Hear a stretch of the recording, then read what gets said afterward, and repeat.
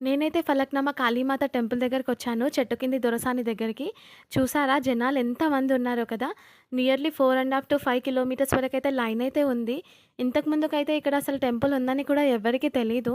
Once social మీడియాలో పెట్టిన తర్వాతకి చాలా అంటే చాలా వైరల్‌గా మారింది ఈ టెంపుల్. చాలా మంది చాలా దూరం నుంచయితే వస్తున్నారు అమ్మవారిని దర్శనం చేసుకోవడానికి. ముఖ్యంగా ఇక్కడ ప్రతి అమావాస్యకి అమ్మవారికి చాలా స్పెషల్‌గా పూజలు చేస్తారు. అన్నదానం కూడా ప్రొవైడ్ చేస్తారు. సో, ఎవరికైనా కోరికలుంటే మాత్రం అమ్మవారి దగ్గర మొక్కుకొని 5 అమావాస్యలు కంటిన్యూయస్‌గా వస్తే ఆ కోరిక ఖచ్చితంగా నెరవేరుతుందని ఇక్కడ అందరూ చెప్తుంటారు.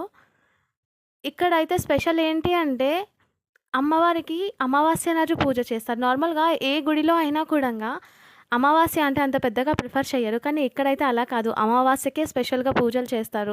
చాలా దూరం నుంచి మాత్రం వస్తున్నారు. సో, అమ్మవారైతే చాలా పవర్‌ఫుల్. అసలు చూడడానికైతే మన 2 కళ్ళు కూడా సరిపోవు అమ్మవారిని చూడడానికి. మీకైతే టైం ఉంటే మాత్రం డెఫినెట్‌గా వచ్చి అమ్మవారిని దర్శనం చేసుకోండి.